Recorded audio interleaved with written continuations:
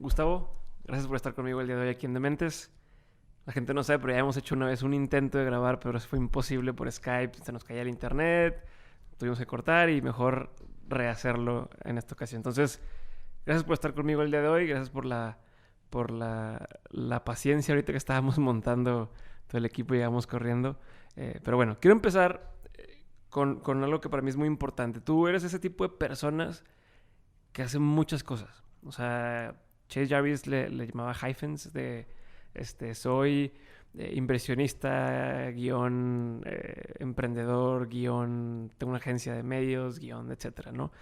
Y me da mucha atención cómo llegaste a ese punto, porque muchas personas que escuchan Dementes se pueden identificar con algo así, donde son tienen multipotenciales y a veces es un poco te sentí un poco culpable de, oye, debo especializarme en algo, puedo hacer todo, etcétera. Entonces, quiero que conforme avancemos lleguemos a ese punto como de cómo le haces para estar en todo, pero quiero iniciar, como siempre, desde el principio. Ok. ¿Cómo llegaste a donde estás ahorita, güey? Es, lo que ocurre es que uno como individuo no es solo una cosa. Uh-huh. Es muy difícil ser solo una cosa y te hace una persona limitada, ¿no? Así que ahí siempre te dicen, no, pues el que mucho abarca, poco aprieta, pero a ver, si lo llevamos al plano personal, uno como individuo es papá, es amigo, es hijo, es de pronto empresario, tienes muchas facetas, es como, es hasta esclavizante ser solo una cosa, ¿no? Porque tu capacidad creativa la limitas a solo hacer algo que en un momento de tu vida estabas convencido que querías hacer. Entonces, esta evolución constante que nos ocurre a las personas a lo largo del tiempo, ya sea porque maduramos, porque la vida nos ha llevado a diferentes posiciones que nos hacen hacer las cosas que estamos haciendo en el momento que las estamos haciendo. Entonces es muy complicado ser solo una cosa, ¿no? Ok. ¿Cómo llegaste a esto? Pues mucho de esto empezó yo como emprendedor a los 22 años aproximadamente. Abrí un portal de bienes raíces, no sabía ni qué onda con el mundo del internet, pero de pronto me había dado cuenta que en la universidad me habían enseñado cosas que ya no aplicaban en el mundo de afuera, ¿no? No sabía, o sea, el modelo de negocios de mi portal de bienes raíces era vender publicidad en línea, pero en mi vida había comprado, utilizado y no sabía cómo funcionaba un portal en línea, ¿no? Entonces, lo que dice en el libro de validar, hacer, probar, etcétera, eso no me valió madre, no lo hice, ¿no? Ok. Entonces te arrancaste. fallé estrepitosamente en ese sentido y eso me llevó a darme cuenta que necesitaba aprender cómo se movía el mundo digital y de internet, ¿no? Okay. Entonces, en ese momento pues estábamos, uno de mis hermanos estaba también con esta inquietud del portal de bienes raíces, entonces como por accidente, ¿no? Termino en esto, ¿no? Entonces me doy cuenta que no sé nada de internet. Me voy a hacer una especialidad a la Universidad de Nueva York. Fue un curso que es desde Digital Media Marketing.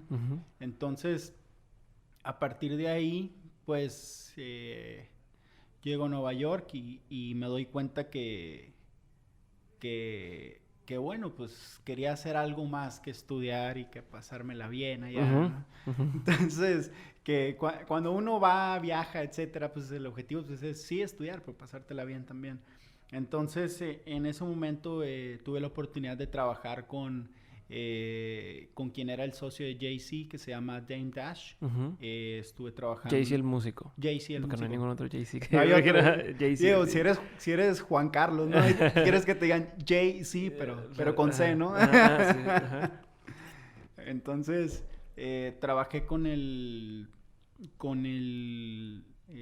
socio de Jay-Z, que en ese momento ya no era socio, ¿no? Se habían separado, había tenido la venta de Rockaware, etcétera, ¿no? Y bueno, llego ahí por un anuncio de Craigslist porque es como medio random, porque en la escuela estaba buscando hacer una pasantía en algo que me diera experiencia, que me permitiera conocer cómo se manejaba el mundo del internet, cómo era, ¿no? Entonces, pues, sorpresa, ¿no? Llego a una entrevista, ¿no? Con mucha gente entrevistándose al mismo tiempo, que de diferentes backgrounds y mucho más capacitados que yo, y pues no sé qué dije en la entrevista, pero quedé. Pero cuando llegaste y sabías a qué ibas. No, de hecho, yo apliqué, decía entretenimiento. O sea, a mí me gusta la música. Suena que, me encanta, ¿no? Me encanta. Uno de mis hobbies es la música, tocar la guitarra. Hasta hace poco empecé a rapear nomás pues de cotorreo, ¿no? Y es algo que disfruto mucho, el estar creando. Entonces, en ese momento, pues llego a este anuncio de Craigslist que yo no tenía ni idea que iba a pasar. Entonces, por alguna razón quedé en la entrevista. Y entonces llego a... ¿Por qué te interrumpo? Si tratas de acordarte, ¿qué crees que hizo la diferencia? En la entrevista, mi pasión, ¿no? Eso fue... O sea, si yo me acordara, o sea, más bien, haciendo un rewind de ese momento. Y me acuerdo porque quien me reclutó fue y me presentó con Jane, y le dijo, muy impresionante. Yo dije, wow, ¿qué dije, no? ¿Qué dije? ¿Qué pasó? Pero lo que me di cuenta es que toda la gente que estaban entrevistándolos, cada uno de ellos decían, ¿por qué deberías de estar aquí? Le preguntaban, ¿no? ¿Qué es lo peor de ti o qué es lo mejor, no? Obviamente que no apliqué el clásico cliché de que mi único defecto es que soy perfeccionista. Porque, sí, exacto. Es que no dejo de trabajar nunca. Y, no, sí, o sea, más. de esas veces no apliqué esa, ¿no? Entonces, yo recuerdo que lo que dije es que soy una persona que sé empezar y que no le tiene miedo a los desafíos. Y que voy fuerte tras mis sueños. O sea, y creo que la manera, cuando lo dices bien convencido, ¿no? Y cuando lo dices genuinamente, la gente de verdad lo toma, ¿no?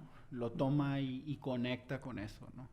Y de hecho fue mi primera entrevista de trabajo.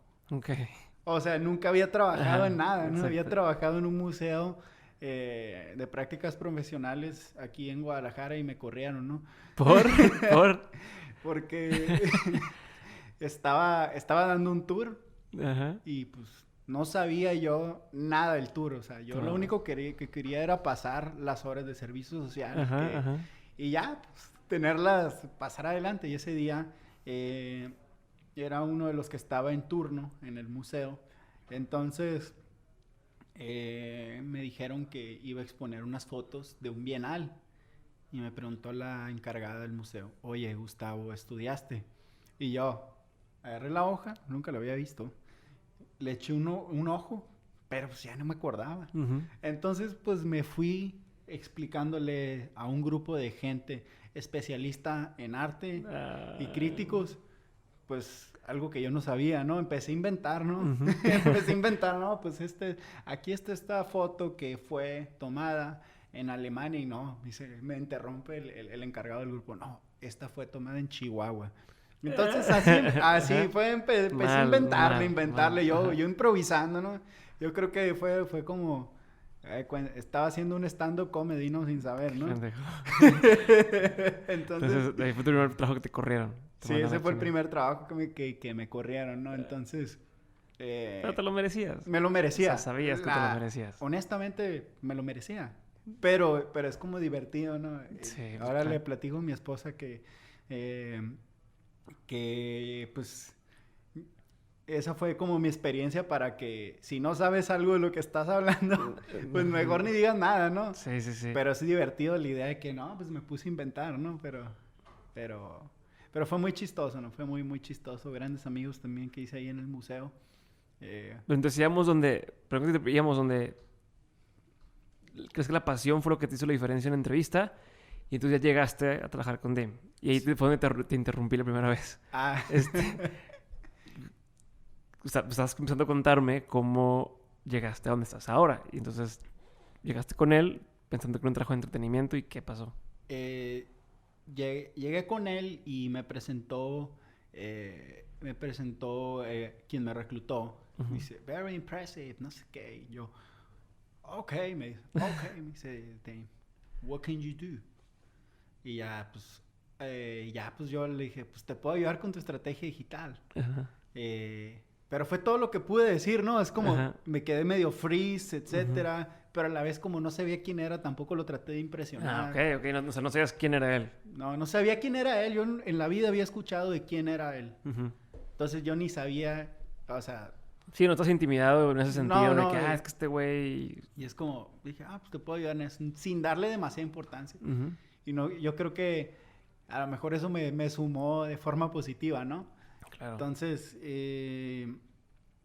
ahí en la disquera, en ese momento estaban lanzando un disco de Black Keys con Uh-huh. Black Keys, la banda de rock, Sí. con diferentes artistas. Uno de ellos es Reza, Jessa, Q-Tip, Mos Def, un montón de artistas. Entonces, Jim Jones también. Uh-huh. Entonces, para mí pues fue todo un reto porque empecé a aprender ahora sí que marketing digital más lo que estaba aprendiendo en la escuela y me encargaba de la parte de distribución, etc. Uh-huh. Entonces, cuando se acabó el curso y se me acabó el dinero porque estaba trabajando pero no estaba ganando nada, ¿no? Uh-huh. Uh-huh. Como todos los trabajos a veces al inicio en el tema de entretenimiento, ¿no? Entonces, lo que ocurrió ahí fue que volví, pero volví como con otro mindset, ¿no? Ok. Yo creo que ¿Qué cambió? mucho de eso tuvo que ver que entendí que lo que podía hacer y cómo me podía desenvolver, Uh-huh. pero partiendo de una base global. O sea, ya estuve en Nueva York, ya estuve con quien era el socio de Jay-Z trabajando, ¿no? Con gente interesante. Ya me di cuenta... Ya trabajaste en las grandes ligas, por así decirlo. Sí, me di cuenta de mis capacidades y dije, pues, ¿por qué no? Vamos a empezar algo aquí, en Guadalajara. Uh-huh. Entonces, empecé y invité a un compañero mío de NYU a empezar este proyecto que era una agencia de marketing digital que en su momento se llamaba Speedwagon. Y la compañía nos empezó a ir bien, empezamos a trabajar, o sea, bootstrapping. Sí, yo no conocía nada del modelo de Lean Startup ni nada. Ahora sí que desde la sala, ¿no? Del depa que estaba rentando. Uh-huh. Así empezamos, nos pagó un cliente y con eso vivimos 6 meses, ¿no? Yeah. Entonces, y así fue como empezamos de hecho, en esa agencia trabajó Alex. Alex Villegas, sí. Sí. O sea, el otro día me dice, oye, vas a Guadalajara, sí, deberías de hablar con Gustavo. Yo trabajé con él, o sea, para quien no sabe, Llegas Pacheco, que estuvo en un episodio de Dementes. Entonces, hasta ahorita conecté, porque en su momento en la plática sí, que Speedwagon, bla, bla, bla, y hasta después que me dijo fue, no mames, pues sí es cierto, es la agencia donde está este güey. Sí, es como algo curioso con Alex. Él es un tipo súper talentoso y me acuerdo que la primera vez que como conectamos fue en un evento de TEDx aquí en Guadalajara y me acuerdo que él es amigo de amigas mías y amigos y curiosamente a mí en la preparatoria... A mí me corrieron de la preparatoria, ¿no? Te corrieron del museo, te corrieron de la preparatoria, güey. No sé que eras medio problemático, ¿ah? Sí, pues de ahí viene todo el desmadre. Es como, siempre cuando hay algo como que haces excepcionalmente bien, hay algo que no funciona, ¿no? Ok.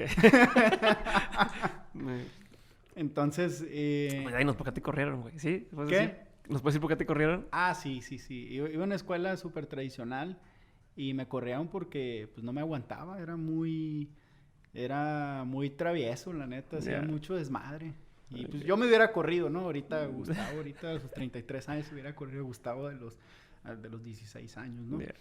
Entonces, cuando me corrieron de la escuela, Alex, en la escuela que entré, él iba en el otro salón, ¿no? Okay. Y después conectamos años después. Ya, qué chingón. Acá, y me acuerdo que... yo me acuerdo que cuando vi a Alex dije, ¿sabes qué? Pues vi su trabajo, él puede hacer cosas muy buenas, ¿no? En la agencia, y fue como lo invitamos ahí a formar parte, ¿no? Entonces, pues sí, o sea, como el proceso de empezar siempre es súper interesante, ¿no? Y sobre todo, creo que es el momento como más honesto y más hermoso para cualquier persona empezar a hacer. Y, o sea, si lo traspolas a la vida, ¿no? Es como te casas y es como... Psh, así, ¿sabes? Sale como fuegos artificiales, ¿no? En ese momento. Pero a ver, estamos con que empiezas Speedwagon. Ok. Pero ahorita existe Katana y eres socio en una empresa de cannabis y estás en Zulu Bench. ¿Cómo de una agencia de medios se va convirtiendo en todo esto que sigues haciendo? O sea, ¿cómo llegaste a todo esto demás? ¿No? Mira, lo que... eso estábamos hablando. De eso estábamos hablando, ¿no?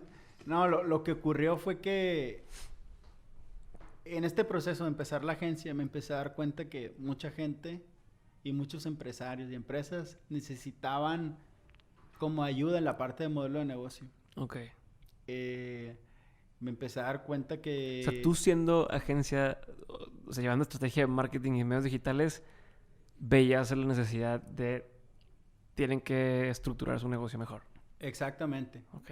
Entonces, me topaba con eso y me topaba que había como un shortage de talento, ¿no? Que había shortage de, por ejemplo, ¿no? Desde medios digitales, programación, hasta asesoría, ¿no? Para el emprendedor, el empresario, ¿no? Entonces, ¿cómo me di cuenta de este problema? Fue porque, pues, ahora sí que si no funcionaba el negocio, pues, dejaban de necesitarme, ¿no? Ya. Entonces, por una misma necesidad de supervivencia, ¿no? Y entonces, yo recuerdo que ahora sí que eso es todo este mundo de cosas que empezaron a surgir me llevó a los meetups, ¿no? Es como es una cadena como medio extraña, ¿no? Está la agencia, empecé con el tema de los meetups. Ok.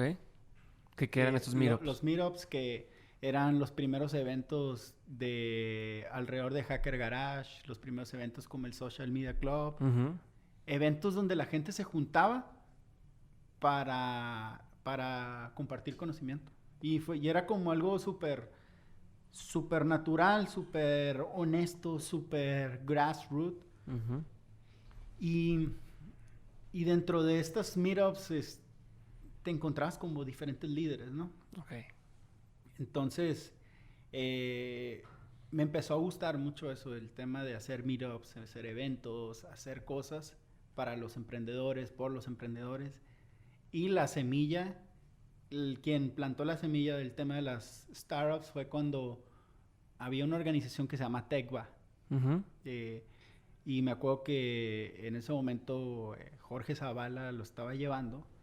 Y hizo como quedamos varios empresarios, varias startups en un bootcamp. Y entonces fue como ahí yo descubrí el mundo de las startups, como ahí me fui dando cuenta de este tema del Lean, todo este show, ¿no?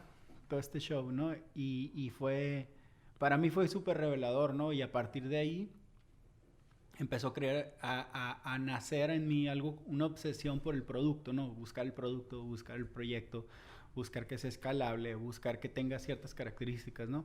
Y eso fue como un turning point positivo también en mi vida, ¿no? Pues llegaste por accidente a eso. Llegué por accidente. O sea, fuiste metiéndote así, escarbándole de los meetups y de ahí te fue llevando otra cosa y terminaste con esta hambre de lo que estás diciendo, ¿no? De encontrar el producto ideal o el modelo de negocio ideal, etcétera. Exactamente. Chingón. Y eso, o sea, casi siempre uno... Dicen que a veces uno tiene un plan, ¿no? Y cuando tienes ese plan dices, bueno, yo voy para allá, pero de pronto el lugar que era por mientras te empieza a gustar y ya se te olvida que querías ir para allá, ¿no? Para mí mi plan era empezar la agencia y volver a Nueva York para abrirla allá. Entonces ya se convirtió en mi lugar, ¿no? Aquí tengo mi casa, mis hijos, mi esposa, ¿no? Entonces,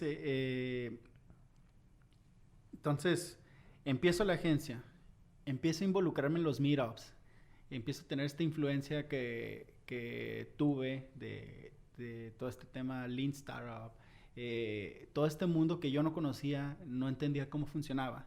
Pero conforme me fui metiendo, me fue gustando mucho, ¿no? La idea de poder crear algo que pueda escalar, que te pueda cambiar la vida, ¿no? Y que pueda cambiar la vida de muchas personas. Más allá de solo ser consultant, sino de vender tus horas y vender tu proyecto, ¿no? Entonces, me empecé a meter en eso, ¿no? Y organicé como, en ese proceso, como 50 eventos más o menos, aproximadamente en el lapso de un año. ¿Y qué aprendiste de eso? Pues, lo que aprendí fue que, pues... Me ayudó mucho para mi branding personal, pero también le ayudó mucho a mi empresa a posicionarse. Pero lo que aprendí fue que conocí a mucha gente, ¿no? Conocí a mucha gente talentosa, muchos amigos. Pero, por ejemplo, si tuvieras que, para la gente que se dedica a hacer eventos, bueno, en mi caso, que nos está tocando hacer meetups y queríamos hacer más cosas presenciales, así que sería como 2, 3 cosas clave que tú... o insights que sacaste de tantos eventos que organizaste, como decir, a ver, tienes que tener bien claro A, B y C, o no se te olvide hacer A, B y C, algo. Pues lo que te diría de los eventos es que... No los hagas. No, es que... O sea, si los haces, hazlos con un motivo bien específico, ¿no? O sea, siempre tienes que tener una meta. Si es para ganar más conexiones, si es para hacer dinero del meetup, si es para generar posicionamiento, si es para crecer como el portfolio, la presencia de algo, hazlo. Pero si no hay una agenda clara y es hacerlo por hacerlo, pues no hay que hacerlo, ¿no? Obviamente dentro de estos eventos, hubo eventos que me fue muy bien. Quiero decir que en estos eventos yo los hice pro bono, ¿no? No eran como mi modelo de negocio, pero me gustaba estar involucrado, me gustaba ser un referente en ese momento para el tema de eventos, startups, etcétera. Entonces, si es con un objetivo, bien. Si no, pues mejor ni hacerlo, ¿no? Porque hubo un evento que hice un hackathon que lo hice justo antes de casarme y perdí mucho dinero, ¿no? Entonces... Y te encargo tu esposa. Sí. Estaba nada feliz. No, nada feliz, ¿no? Entonces también el tema de, pues, cuando las cosas se pueden convertir en un Fire Fest, pues también trucha, ¿no? Sí. Ok. Trucha. Súper. Pero entonces, a ver, entonces entras, ¿cómo te vuelves inversionista? ¿Cómo llegaste a todo? O sea, entonces, esto me llevó a ser mentor. Ok. A ser mentor de muchos eventos y de muchos proyectos, etcétera. Entonces había algunos proyectos que les dedicaban muchas horas, mucho tiempo y pues realmente no ganaba nada, ¿no? Lo único que quería era ayudar. Entonces, lo que sí te puedo decir es que muchas de las cosas que me han pasado en la vida las he hecho gratis, ¿no? Muchas de las cosas que me han pasado de forma, o sea, lo refraseo. Muchas de las cosas positivas y grandes que me han pasado en la vida han sido porque he hecho cosas de forma desinteresada por alguien más. Ok. O sea, ¿por qué te digo esto? Cuando era mentor, no ganaba nada y mi esposa me decía, ¿por qué le dedicas tanto tiempo? No ganas dinero, nada, O sea, no estás esfuerzo. cobrando. Y pareces el psicólogo, ¿no? Ajá. Sí, sí, sí. Yo veía, mi objetivo era ayudar, pero también obviamente tener una participación en la empresa. Ujú. Entonces, eso me llevó a que me relacionara con un proyecto donde conocí a varios inversionistas. Ok. Entonces, en ese proyecto que era para cobrar la renta, se llamaba Credit Rent, para Ujú. cobrar la renta con tu tarjeta de crédito, Ujú. pues empecé a involucrarme en el desarrollo del proyecto, etcétera, y de una manera mucho más activa, hasta que dije, bueno, pues qué pasa si empezamos a buscar levantar dinero, ¿no? Ujú. Entonces toqué las puertas de todos los inversionistas posibles, big names, middle names, local names, todo. Entonces, pues nadie me pelaba. Ajá. Nadie, es como, oye, pero tengo esto y es como, haz de cuenta que estaba buscando Madonna, ¿no? Estaba Ajá. acá y ni siquiera, en algunos casos, ni siquiera se daban la oportunidad de escuchar, ¿no? O a lo mejor mi estrategia no estaba siendo la adecuada, ¿no? Ujú. Entonces, o a lo mejor mi proyecto, pues no era, no tenía lo que se necesitaba. No lo sé. Entonces, pasó esto y dije, ¿sabes qué? Pues voy a crear mi propio universo. A ver. Sí, eso fue lo que pensé y entonces yo me acuerdo muy Es que dices, bien. no me pela nadie, no, o sea, no me pela nadie inversionista y demás, me creo mi propio universo. ¿Qué chingo significa eso? Lo que significa es que uno de mis socios, Ujú. Fernando Amezcua, este, le planteé la idea de crear un fondo de capital. Ujú. Ya le dije, mira, he buscado tanta gente y creo que tú me puedes ayudar a lograr esto. En conjunto, tú que vienes del mundo inmobiliario y del mundo de los negocios más tradicionales y conoces un montón de inversionistas, en conjunto conmigo, que yo conozco el mundo de las startups, el mundo de los developers, el mundo de la tecnología, etcétera, en conjunto podemos hacer cosas muy grandes. Entonces, lo convencí y pues empezamos a convencer gente. Empezamos a convencer gente bajo la premisa de, pues ahora sí que vamos a buscar el siguiente unicornio, que odio la palabra unicornio. Ujú. Eh, entonces, odio la palabra unicornio porque es como, Un cliché, ok. es un cliché y hacen que algo que es nuevo se convierta en parte del establishment, ¿no? Ya. Cada empresa y cada proyecto tiene su naturaleza propia, ¿no? Ujú. Entonces, convenzo a mi socio, empezamos en la búsqueda de estos limited partners Ujú. con diferentes características y sorpresa, ¿no? Logramos juntar pues como 10 limited partners aproximadamente. ¿Qué es un limited partner? Perdón por ignorancia. Un limited partner es un inversionista un inversionista en el fondo Ok. que tiene en algunos casos derecho a voto. Ok. Tiene ahora sí que la oportunidad de checar, revisar proyectos también. Pero el general partner y su equipo, el general partner es el que lleva el fondo, Ya. que lleva toda la estrategia. Eh, es el que hace, pues ahora sí que toda la chamba, ¿no? Ok, ok, ya entendí. Perfecto. Entonces, o sea, si tú inviertes en un fondo, pues te conviertes en limited partner. Ya. Sí, o sea, es como tú tienes la alberca, o sea, tú pusiste la alberca y no te la llenamos. O sea, Exactamente. más o menos, ¿no? O sea, yo fui de los que le eché agua, por decir, es dinero a ese fondo, a esa alberca, pero tú y tu equipo son los que le dan lo mantienen y dicen, hay que ponerle esto, hay que hacer esto, etcétera, ¿no? Más o menos así es. Exactamente. Ok. Exactamente. Y entonces fue como empezamos ahora sí que conjuntando todo este equipo, ¿no? Ok. Y pues para mí fue algo nuevo porque no vengo de un background financiero, pero me fui formando, ¿no? No, pero está cabrón, o sea, me llama mucho la atención cómo ni vienes de un background per se de, oye, de agencias, de startups, ni de tema de inversiones.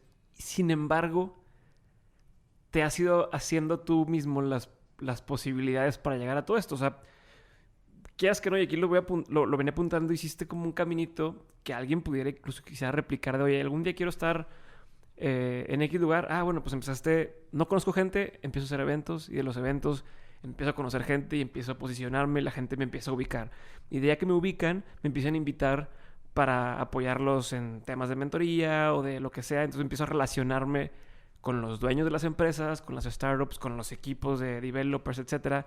Pero ya tienes todas esas conexiones y luego las conectas con otro mundo que quiere acceso a eso y que no lo tiene ahorita. Entonces, o sea, a lo mejor sin querer o no, estás como dándonos un poquito una fórmula para poder pues, generar cosas o empresas o proyectos sin realmente ser el experto en todos los temas. Más bien te has ido rodeando, has ido entrando a los pools de expertos y conectándolos con otra gente, ¿no? Entonces es como un conector de todo. Exactamente. Justamente es como, como lo mencionas, creo que uno de los grandes valores que uno puede aportar siempre en cualquier relación es la capacidad de conectar y ayudar, ¿no?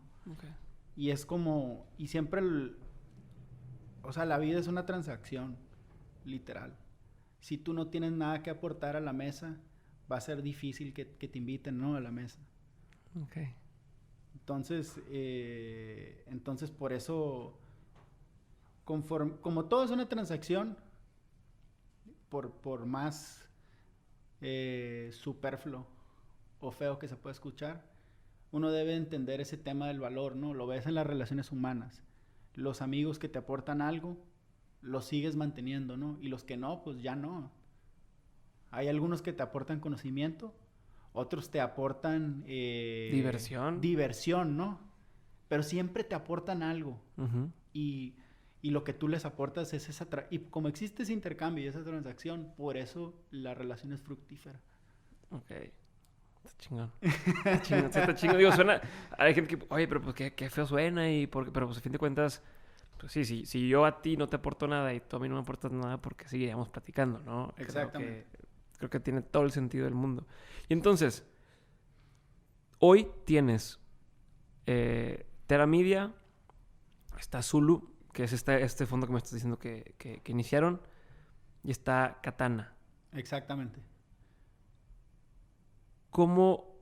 Es que bueno, quiero hablar de varios temas que tienen que ver con esto. De entrada, sé que estás relacionado con una empresa de cannabis a través de Zulu o por tu cuenta. Por mi cuenta. Bueno, es una empresa de cannabis en Estados Unidos, pero también sé que estás en Katana empezando a representar talento y quieres llevar esto a Los Ángeles y demás. Sé que estás metido también, creo que esto sí es a través de Zulu, con ciertas empresas de tema financiero y fintech. Sí. Y aparte, con Terra has trabajado con empresas como Uber, Megacable, HBO, Didi, ¿no? O sea, tú estás como en muchos sectores. Si pudieras decirme cuál crees tú que será la relación entre todos estos, ¿qué sería? O sea, ¿qué sería algo que dices? He notado que independientemente de cualquiera de las cosas, me sirve hacer esto o ser de esta forma y voy a tener éxito en cualquiera de esas. No sé si me estoy explicando. Yo lo que veo Uh-huh. es que uno tiene que entender sus limitaciones siempre. Ya que entiendes tus limitaciones, todo es posible. Y eso quiere decir desde conocimiento, tiempo y energía, y partir desde tu fortaleza. Entonces ya, si sabes que eres extremadamente fuerte en algo, enfócate en eso y aplícalo a diferentes temas que te gustan.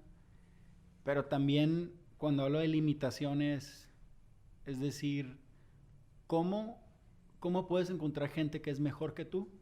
Uh-huh. Y que esa gente pues pueda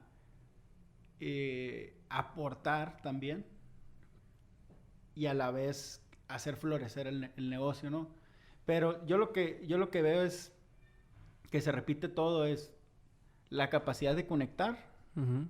con la gente, la capacidad de armar equipos y la capacidad de reconocer talento. Ok. Y eso es reconocer talento, inclusive ver si alguien es mejor que tú en lo que tú eres fuerte, reconocerlo, ¿no? Porque a veces también puede ser difícil. Entonces, con esos elementos, creo que es fácil poder estar en varias cosas, pero también se convierte en algo muy retador, ¿no? Chingón. Quiero ahora sí, como hacer doble clic en algunos de estos negocios y quiero entender, por ejemplo, hablando del tema del cannabis, ¿hacia dónde va esto? O sea, Pues, ¿cuál crees tú que va a pasar? ¿Cuánto falta para que en México, por ejemplo, sea un tema relativamente normal o que haya más empresas que lo hagan aquí en México? O sea, ¿hacia dónde va este tema? Para empezar. yo veo en México hay un tema de regulación que pronto va a ser una realidad. Tan es una realidad que hace una semana y media una diputada le dio a otro integrante un churro, ¿no? En plena Cámara de Diputados, ¿no? Sí. En pleno Congreso, ¿no? Y eso es una realidad, ¿no? Ok. Entonces, hay muchos temas regulatorios que hay que trabajar. Ahorita, en este momento, la gente puede solicitar su amparo bajo el fundamento del desarrollo de la libre personalidad, Okay. en el cual pues tú no le haces daño a nadie, y tú puedes desarrollarte como quieras, siempre y cuando no generes daño a nadie, ¿no? Entonces, ¿qué va a pasar? Se viene un instituto del cannabis en el cual hay que registrar sus plantas, va a haber un registro de las plantas, va a haber un número limitado de plantas que puede tener una persona. Viene también la COFEPRIS, obviamente se vuelve un elemento súper importante en todo esto. Entonces, en este momento, pues, lo que es posible son los productos de CBD, ¿no? Okay. Que la gente que a lo mejor no sabe tanto del tema cannabis, o sea, está el CBD, que es el cannabinoide que tiene toda la parte terapéutica, que te desinflama, que si tienes depresión, pues te relaja. Okay. Y está el THC, que tiene el componente psicoactivo. Ok, o sea, por lo general la cannabis tiene dos vertientes, o dos componentes que son lo que hacen el tema de la marihuana, que es el CBD y el THC. ¿THC es el de la fiesta o el que te hace así como el efecto, el high, ¿no? El que te da el high, y el CBD. ¿Okay? Y el CBD es el que cada vez es más fácil aceptado por todos, ¿no? Como que se empieza a escuchar mucho más e incluso se da muchos casos donde a niños ya les empiezan a dar niños que tienen problemas de hiperactividad o que se sienten o que no pueden dormir o ansiedad y más lo empiezan a dar más fácil, ¿no? Exacto. Sí, la ruta aquí en México es el CBD, que sigue siendo ahora sí que un mercado gigante, y después el cannabis, ¿no? Que más bien el THC. Okay. Que alrededor del THC hay como mucho estigma, ¿no? Porque pues durante mucho tiempo fue listado como de las sustancias más peligrosas y de la misma categoría que la heroína, ¿no? Entonces, esto pues parte de un tema, de una reglamentación que parte desde los 60s, desde Estados Unidos. Entonces, lo que sí veo es que en este momento en México es un mercado gigantesco, ¿no? Es un mercado gigantesco. Creo que la última vez que chequé, el último estudio es como de $150 billones, algo así. ¿Y quién va a ganar ese mercado? O sea, si alguien dice, quiero meterme a esa industria, ¿qué tendría que hacer? O sea, ¿cuál sería como la movida correcta en tu opinión? ¿Ser distribuidor, ser productor, hacer productos que tengan el componente pero que no... O sea, ¿qué sería como el...? Es que hay muchos vertientes de dónde entrar, ¿no? Okay. Desde la parte de producir productos de hemp, que es del cáñamo. Okay. Fibras, hasta la parte del extracto, productos para fumar, para vapear, que ahorita ya está en controversia, Ujú. para edibles, o sea, Para para comestibles. comestibles, Ok. etcétera. Entonces, pues yo la ruta que veo es conseguir los permisos de Cofepris, Ujú.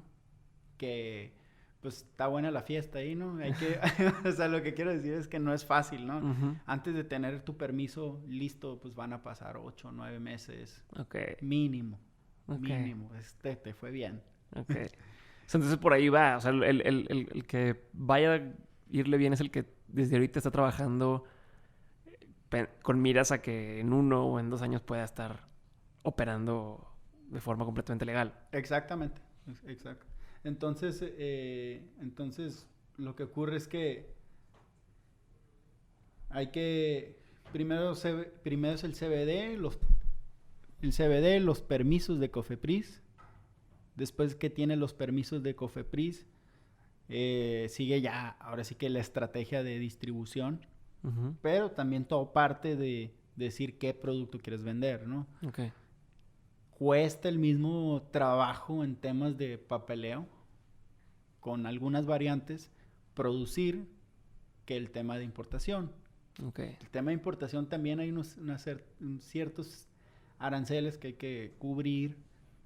Y ya, pues es cuestión nomás de verlo desde el punto de vista financiero, de ver qué conviene, si importarlo o producirlo, ¿no? Ya. Que también para producción hay que, hay que tener ciertos permisos, ciertos elementos. Claro. Entonces, es cuestión de decidir en qué parte de la cadena de valor quieres estar. Pero si alguien quiere empezar un negocio de cannabis, lo que tiene que hacer es empezar el papeleo. Es lo más importante. Si no tienes papeleo, estás muerto, ¿no? Ya. Súper. Sí, aquí no hay de otra. Y el tema THC, pues necesitamos ver cómo va a evolucionar la reglamentación, cómo va a aplicar sobre las leyes,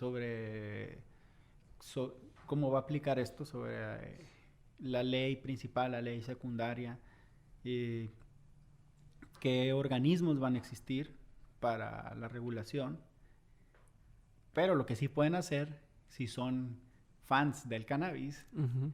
es hacer ahora sí que su amparo, ¿no? O la otra es formar un culto religioso y decir que a partir de que como parte de la ceremonia, consumir cannabis. O sea, tú puedes crear tu propia como religión y te la aceptan, ¿o cómo funciona eso? Pues es como la gente que consume ayahuasca, Ah, ajá. pero bajo un culto religioso, ¿no? Ok. Pero tiene que existir el culto religioso, o sea, debe de existir y debe de ser. Si no existe y no es, oh, ahí vas al bote, Wow, ¿no? qué Vas al raro, bote, qué estás raro. en... No sabía eso, no sabía eso. O sea, es o sea, si se buscaron turnaround y realmente dijera, hay alguien que es fanático y creyente del cannabis, bueno, forma tu religión con sus templos. Ajá. Como parte central es el consumo del cannabis, ¿no? Ya. Y van los feligreses y consumen cannabis ahí. Qué bañado. Y se ponen bien high, ¿no? Es alcanzando el ser superior. Otro tema que quería hablar. Con Katana estás... Sí, es una vuelta gigantesca, un cambio de tema bien grande, pero no quería dejar de tomarlo. Con Katana estás metido en el tema de representar talento y estás trabajando con algunos youtubers y demás. Ahorita es un tema que está como bastante popular y el tema de los influencers y que si se puede o no se puede, incluso la onda de oye que si YouTube ya no es o si es, Instagram TV, Facebook Watch, etcétera, ¿no? O sea, todo este mundo de posibilidades, formatos, esquemas. ¿Qué crees tú que tiene que tener una persona que quiera adentrarse en ese mundo para tener éxito? O incluso en que ya sea un creador como le llaman, creador de contenido para tener éxito en esa industria. O sea, ¿qué es lo que tú estás viendo? ¿Cuál es tu tesis, si lo quieres ver así, o tu apuesta? ¿De qué tendrían que hacer para que les vaya bien? Lo que... yo creo que lo que tienen que hacer, necesitan necesitan diversificar sus ingresos, ¿no? Ok. Es decir, si tu modelo de negocio está basado en YouTube, no puedes apostarle a eso solamente porque si subes un contenido que a lo mejor no es PG-13, que lo pueda consumir un niño de 5 o 8 años, pues probablemente tu CPM te lo castiguen. ¿Qué es el CPM? El costo por milla, lo que te pagan por el número de visitas y el revenue share que te paga por las marcas YouTube, ¿no? Entonces, hay que diversificarlo, ¿no? Por una parte tienes YouTube, está Spotify, está Patreon también, y está también Instagram, está Facebook, TikTok. Algunos de estos te sirven de posicionamiento, pero no necesariamente representan dinero líquido. Ok. Entonces, cada plataforma tiene un valor para las marcas, ¿no? Entonces, cuanto más diversificado esté tu contenido y tu audiencia, más capacidad tienes de cobrar a tus anunciantes, ¿no? Y el modelo, por ejemplo, el modelo de Patreon, yo lo veo súper interesante para los creadores porque les permite darles el contenido premium a los que son los die-hard fans, ¿no?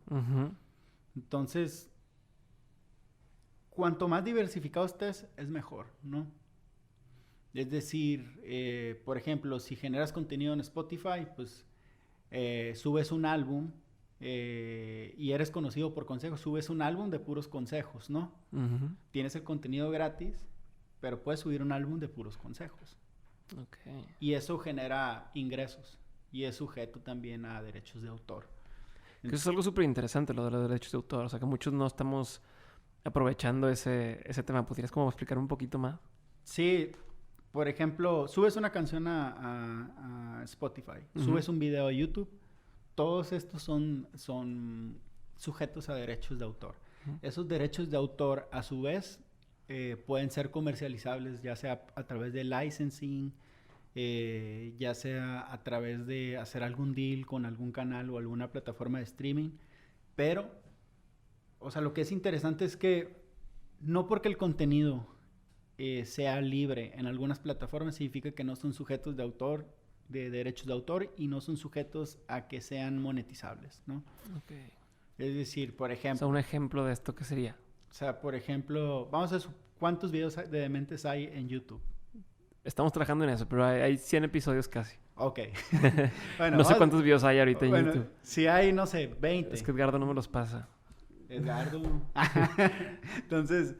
si hay 20, esos 20 son sujetos de derecho de autor. Entonces, ¿qué se hace? Se vende la licencia, se vende ya sea a Netflix, ya sea a Amazon, o bien se puede plantear algún contenido para YouTube Originals, ¿no? Ok. Algún contenido súper específico, ¿no? Yeah. Pero siguiendo la misma tónica que se ha venido manejando. Sí, o sea, yo puedo hacer 100 videos en YouTube y luego eso es decirle a una empresa a una televisora, oye, ¿quieres retransmitir esto? Te cuesta. Sí. Y te pagan. Sí. No porque esté gratis en YouTube significa que ya no pude hacer dinero de eso. Eso es el tema de los derechos, ¿no? Exactamente. Ok. Exactamente. Pero es algo que no explotan muchos de estos creadores de contenido, hablando de ese tema, ¿no? Es tener diferentes canales de comercialización. Okay. Esos canales de comercialización siempre son interesantes, ¿no? Si subes un video, pues, ¿qué tienes que cuidar? Bueno, si tienes canciones de Bob Esponja o cualquier otro, pues hay que pagar los derechos, ¿no? Okay. Entonces, cuanto menos tengas que pagar derechos, más capacidad tienes de monetizar. Ya. Entonces, y eso es algo que tienen que cuidar los youtubers y los generadores de contenido, que si suben un contenido que parte de ese contenido, aunque sea cultura de pop, es sujeto de derechos. Tienen que tener cuidado. Sí, y eso afecta directamente a su capacidad de generar ingresos. Sí, eso es un tema que es recurrente con el tema del podcast, por ejemplo, que ya es que damos el curso de cómo hacer tu podcast y, oye, pero es que quiero poner una canción que está en la radio, quiero ponerla en el podcast, aunque no sea la canción de intro ni nada, simplemente voy a mencionar el tema y quiero poner la musiquita, que no puedes. O sea, no puedes porque tiene derechos y te pueden bajar el contenido. Exactamente. Y esos son elementos que tienen que cuidar todos los creadores. Ok, pero que mucha gente no sabemos. Y hasta que ya llega el problema o hasta que ya quieres vender algo y es no puedes porque no tienes el derecho de ese pedo, ¿no? O la otra es pues pagar los derechos y ya. Ya. Entonces, si tuvieras que así como resumir en 3 cosas que hay que tomar en cuenta. Yo diría, número 1 es ser consistente con el contenido, diversificarlo en las diferentes plataformas. Si quieres hacer más dinero con tu CPM es que sea PG-13, eso quiere decir no hablar de contenido explícito, no hablar de temas relacionados, no sé, sexo, drogas, de cannabis, no habla de cannabis. Cannabis. No, pero sí... Violencia, etcétera. Entonces, si quieres que el contenido sea como más friendly, es bueno, ¿no? Sí puedes decir una que otra grosería y todo, pero cuanto más friendly es, mejor. Ok. Y la otra es, si eres un creador de contenido y lo estás haciendo en serio, necesitas tener un agente comercial, ¿no? Un agente comercial, ¿por qué? Porque tú como creador de contenido tienes que concentrarte en crear contenido y en lugar de estar lidiando con el contrato y los pagos y si me pagaron a 120 días, etcétera, ¿no? Entonces, por ejemplo, en Katana lo que hacemos es que ayudamos al creador a que pueda hacer más eficiente su contenido, ya sea si necesita algo de apoyo en el tema de producción o si necesita apoyo en el tema comercial, en el tema de contratos, coaching, o sea, porque pues, hay que desarrollar a la gente, claro, ¿no? Styling, etcétera. Digo, tú tienes tu barbita y tu pelo, pero no toda la raza. no todos los... Me da tips Chuy. No sé cómo vestirme. Nah. Es el stylist, ¿no? No todo el talento sigue esa lógica, ¿no? Claro. Entonces, que se vuelve bien importante. Y por otra parte tenemos el tema de si te pagan a 120 días, nosotros te pagamos en 30. No, y estar correteando también al cliente, ¿no? O sea, es desgastante y toma tiempo y distrae de lo que tienes que estar haciendo, el estar lidiando con que las negociaciones y si tanto y no me has pagado y las facturas y todo ese rollo, ¿no? Exactamente. Okay, está súper chingón. Exactamente. Entonces, Oye, aprovechando el comercial, ¿con qué tipo de gente trabajan? O sea, ¿quién podría acercarse a Katana? Como para que si alguien está escuchando esto y dice, a mí me interesa. O sea, ¿de cuántos para arriba o cómo filtras? Por ejemplo, en YouTube por lo menos te debe tener 1 millón de suscriptores. Ok. O poder sumar 1 millón, ¿no? Más o menos. Uh-huh. Entre todo el contenido que hace. Uh-huh. Y la otra es que tenga una habilidad y que sea un creador, ¿no? Que si puede ser comedia o no sé, o si hace pasteles, ¿no? O si hace... mis pastelitos. Ella sí. le ha ido súper bien. ¿La conoces o no? Ah, bueno, mis pastelitos, pásate a Katana. Sí, hay una youtuber. Pronto la vamos a tener en Dementes. La voy a buscar porque me interesa mucho tenerla.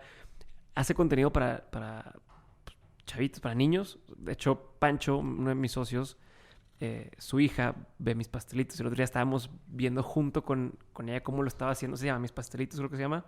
Enseña recetas de cocina. Pero la forma en que lo hace y la producción que le mete a sus videos está muy, muy cabrón. Está muy bien hecho. Y tiene a los niños con una atención, así viendo video tras video. Y me está enseñando, es una escena y me enseña Pancho y me dice, mira, esta es la chava que te digo. Fíjate lo que... Y estaba su hija. Y estábamos viendo cómo interactúa y ella le dice, y si te gusta este video, dame like. Y ella dice, espérame, tengo que darle like. Y le da like y así. Entonces, wow, cómo tiene captada la atención de todos los niños. Y el contenido no es algo, o sea, sano, es un contenido sano, no es morbo, no es estupidez. Entonces, wow, qué chingón. Y le va súper, súper bien. Luego que salgan de Mentes y luego aparte que vaya contigo a Katana, pero sí. Creo que ya tiene ella, pero es un acierto que tenga un representante comercial, ¿no? Ok. Entonces, definitivamente como creador necesitas tener un agente comercial Y también la parte, o sea, una de las cosas que hacemos en Katana es el tema de personal management, ¿no? Que el talento llegue a un lugar y sepa, ¿sabes qué? Tienes que ir a tal lugar, te va a recibir tal persona, te acompaña en todo ese proceso. Ok. Toda la parte logística se encarga del personal manager. Ok. O sea, que no tengas que batallar para nada, nada más llegar y estar donde tienes que estar, ya brifeado, ya saber a qué vas, etcétera. Sí, o sea, por ejemplo, que esté, o sea, si tienes un show, ¿no? En Ciudad de México, que ya esté todo listo, ¿no? Ya nomás el personal manager se encarga de los detalles, de llevarte, conducirte por toda la parte y que todo esto, quieras o no, desgasta el talento. ¿Dónde voy a ir? ¿Qué voy a hacer? ¿A quién le voy a hablar? ¿Qué le voy a decir? ¿En dónde lo voy a ver? Es como, güey, pues estás haciendo, si lo ves desde el punto de vista del talento, estás haciendo la parte de logística, administración, estás haciendo muchas chambas al mismo tiempo. Yeah. Entonces, en Katana lo que hacemos es enfocarnos en el talento y desarrollarlo, ¿no? Super. Entonces, agente comercial, por favor, tengan uno, diversifiquen sus canales. Súper. Vamos ahora sí a brincar a la parte de preguntas concretas. Estas son preguntas que le hago a todos los invitados. No hay respuestas buenas ni malas y si bien la pregunta es muy específica, puedes extenderte lo que quieras. Y yo brinco, terminas de contestar y brinco la siguiente, ¿va? Pregunta número 1, ¿cuál sería el peor consejo que te han dado? El peor consejo que me hayan dado. Enfócate. Ok, ¿cuál sería el mejor consejo?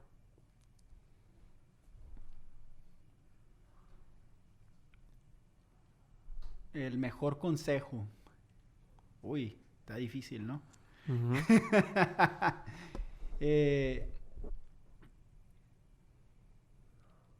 Yo creo que el mejor consejo que me han dado es trabaja con gente que admires.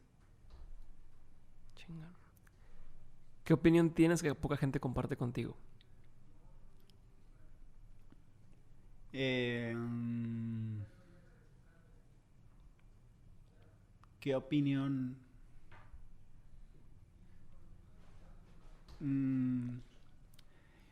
Es que no sé, estoy como pensando, pero...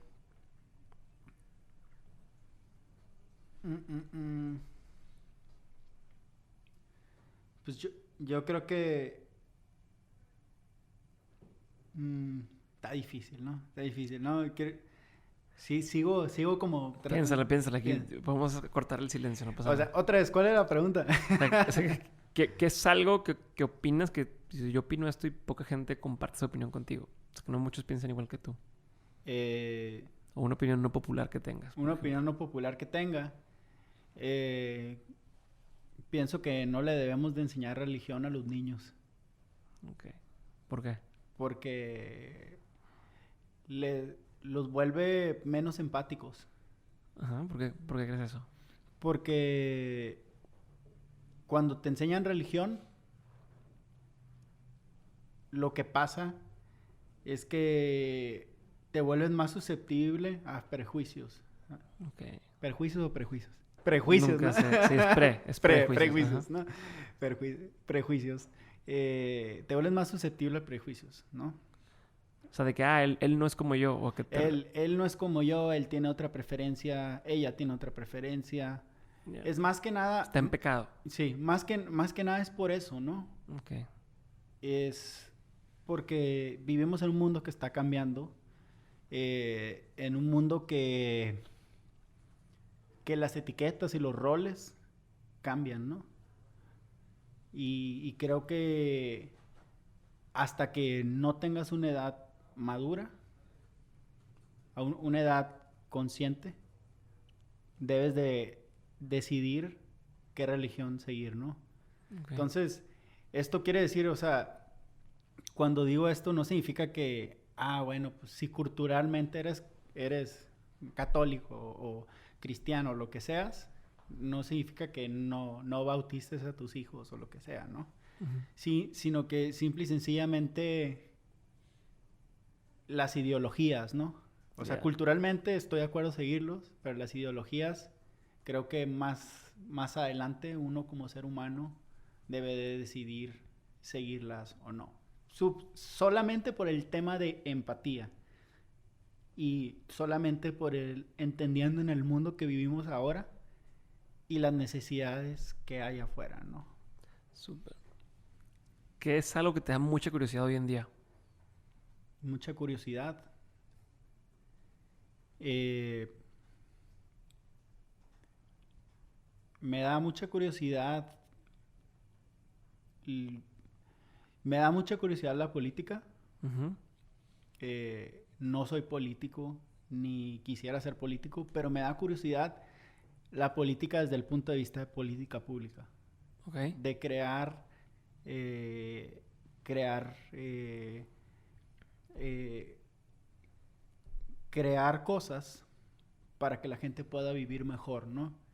Para la gente que está viviendo injusticia o la gente que sus derechos se ven limitadas o limitados. Entonces, el tema de política pública creo que para mí es algo que, o sea, lo refraseo, más bien la política pública es algo que me llama mucho la atención y, y también el derecho, ¿no? El derecho me llama mucho la atención. Ok. Ese es uno de mis... me encanta mucho la música y todo, el arte y todo, pero el estudiar el tema de la ley me gusta mucho. Ok. ¿Qué es algo que la gente no sabe de ti y que si supiera le sorprendería? ¿Qué sabe de mí? ¿Qué es algo que la gente no sabe de ti y que si supiera le sorprendería? No sé. Bueno, soy rapero de hobby. Me pueden encontrar como Dostoyevsky. Ok. Súper. Entonces, nomás quiero aclarar que mis letras son un personaje, ¿no? No me representan. Es una licencia artística que me tomo. Súper. Está padre. ¿Tienes rutinas diarias? Eh, Sabes que todos los días eh, me tomo como unos 20 minutos. Me siento en el jardín de mi oficina y me pongo a no pensar nada. Ok. Me siento y no pienso en nada. Se escucha como sencillo, ¿no? Pero a cualquier persona lo reto a no pensar nada.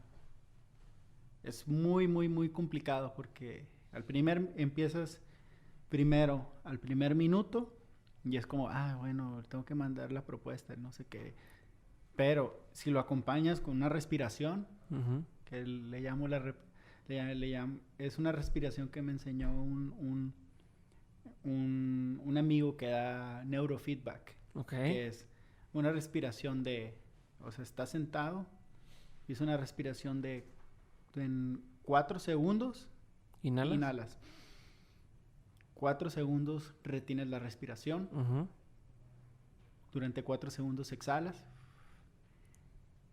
Detienes la respiración 4 segundos y otra vez. Ok, o sea, inhalas 4, sostienes 4, echas 4 y luego antes de volver a respirar tienen que pasar 4 segundos. Exacto. Y repites. Exacto.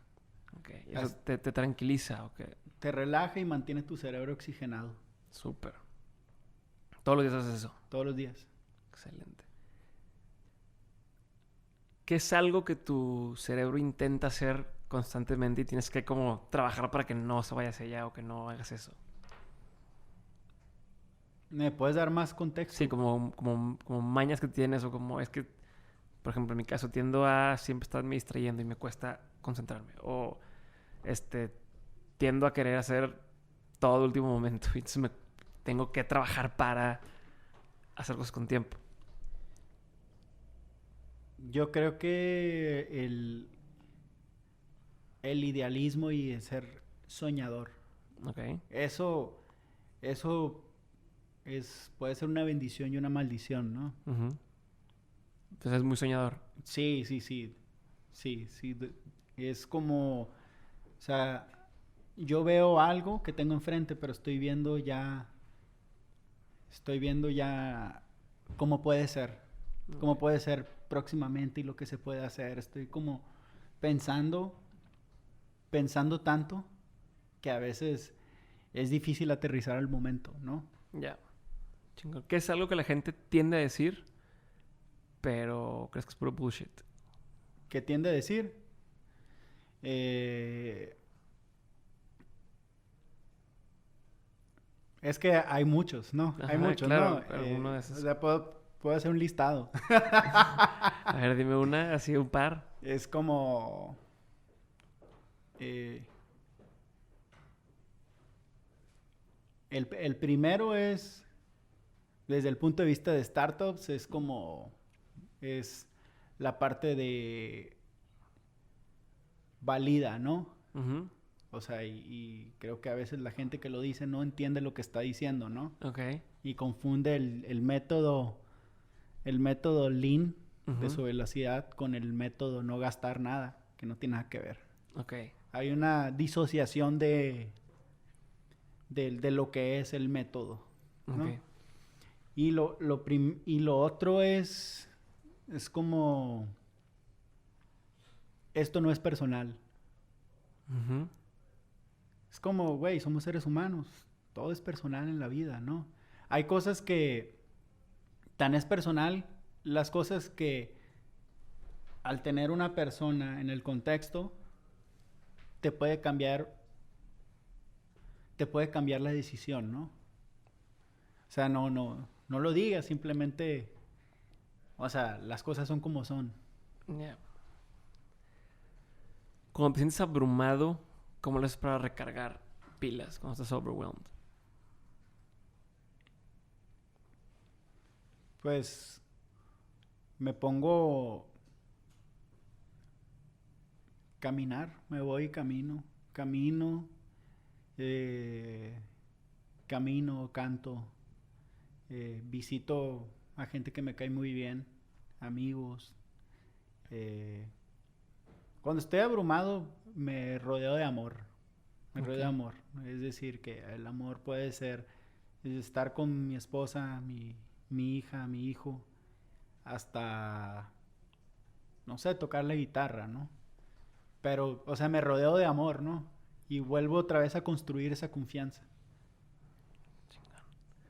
Que es un estigma que la sociedad, un estigma social que debe de superar la sociedad. La salud mental, Ok. creo que la gente critica demasiado a personas que sufren de salud mental. Es decir, es igual tener una enfermedad mental que estar enfermo del corazón, ¿no? Ok. Y a la gente le da miedo, ¿no? Decir, ¿sabes qué? Esta persona tiene esto, ya no sirve para nada, está loco, no funciona. Sino que no ve la gente a veces es tener una condición, ¿no? Y mucho de la juventud actual o de los adultos maduros, jóvenes maduros, tratan de no hablar de eso porque les da vergüenza, porque les da pena. Y pues, y desata a veces en cosas como, desde gente que a veces se suicida hasta gente que cae en adicciones muy, muy fuertes, ¿no? Y es porque no se quiere hablar del tema, no se considera, y, y lo que ha popularizado los grandes emprendedores dioses, Ujú. que es palabra santa, trabaja 18 horas al día y vas a ser exitoso como yo. Eso no es cierto, eso no es cierto, o sea, vas a terminar todo estresado, burned out, pelón. Y bueno, si tienes, no tengo nada contra los pelones, pero todo Ujú. estresado, burned out, deprimido, sin amor. Entonces, estamos propagando una cultura en la cual te dice autoflagélate y no digas nada al respecto, no lo hables. Y cuando debe de ser una cultura en el cual se deben de hablar los problemas, se debe hacer conciencia que existe realmente un tema alrededor de la salud mental que hay que hablar. Y también esa salud mental pues no se habla por un tema de masculinidad tóxica, de decir, güey, ¿cómo voy a llorar como vato, no? ¿Cómo voy a ir y decir que me siento así? Entonces, eso creo. ¿Cómo han cambiado tus prioridades con el tiempo?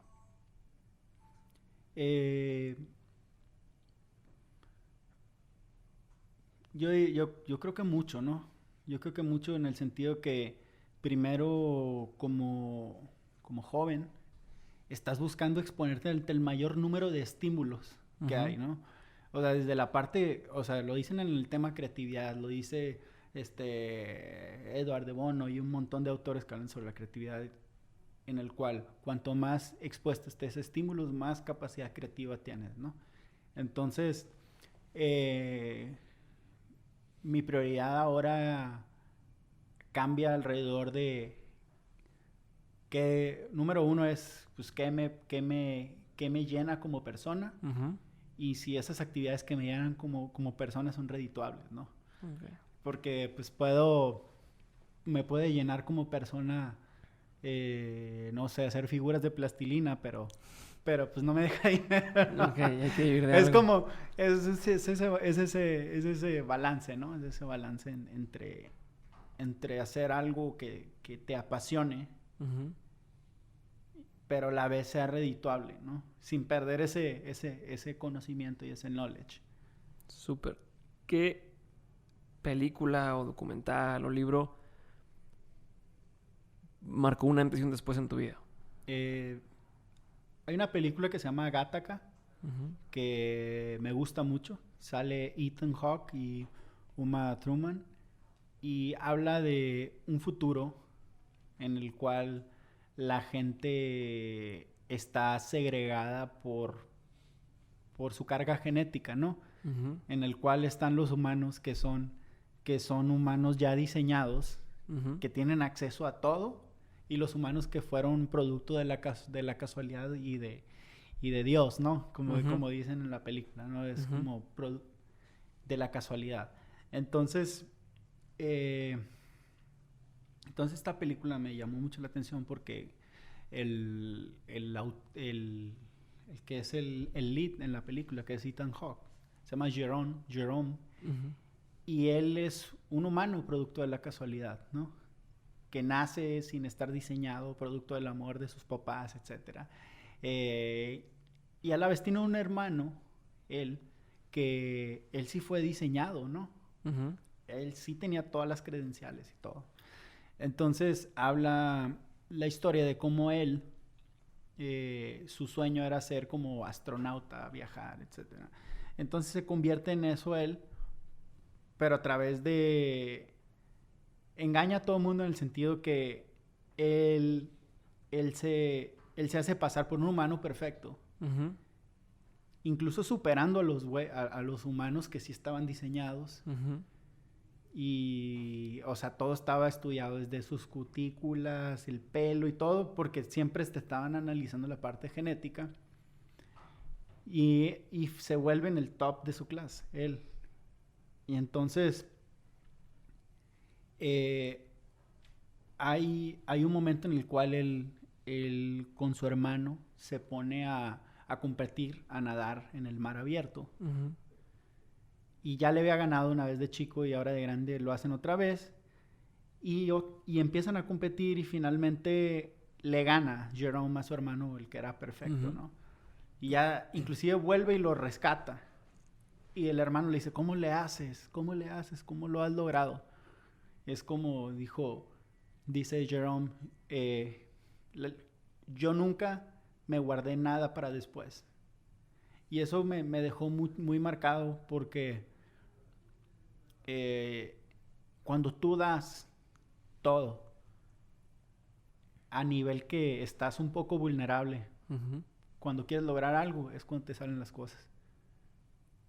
Y Y muchas veces la gente más capacitada y la gente más hecha se siente muy confiado. Y entonces, al sentirse muy confiado, subestiman, ¿no? Y cuando subestiman, ahí es cuando puedes ganar.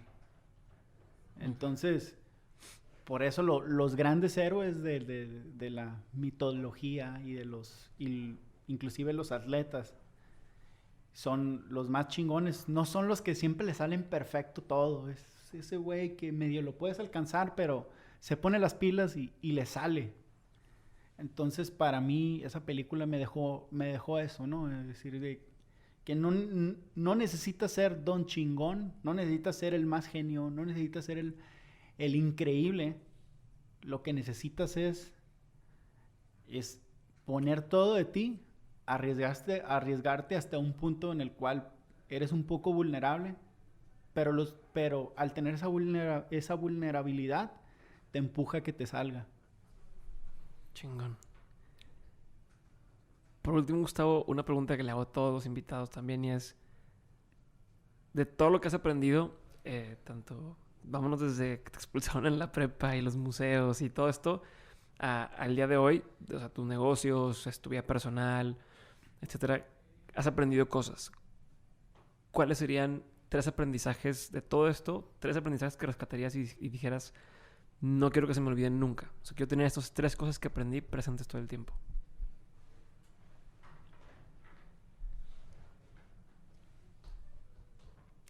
Me estás haciendo pensar, ¿eh? Ese es el chiste, ese es el chiste.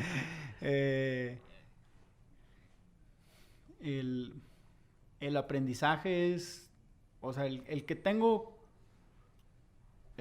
muy claro es, necesitas rodearte de gente positiva que crea en lo mismo que tú. Uh-huh. O sea, que tenga el mismo set de valores, en el sentido de creencias de la vida o visiones parecidas, ¿no? Uh-huh. No se trata de que piensen igual, sino que haya un match, ¿no? Uh-huh. Entonces, gente que positiva y entusiasta, muy entusiasta en las metas que tienen. La otra es actúa de buena fe siempre.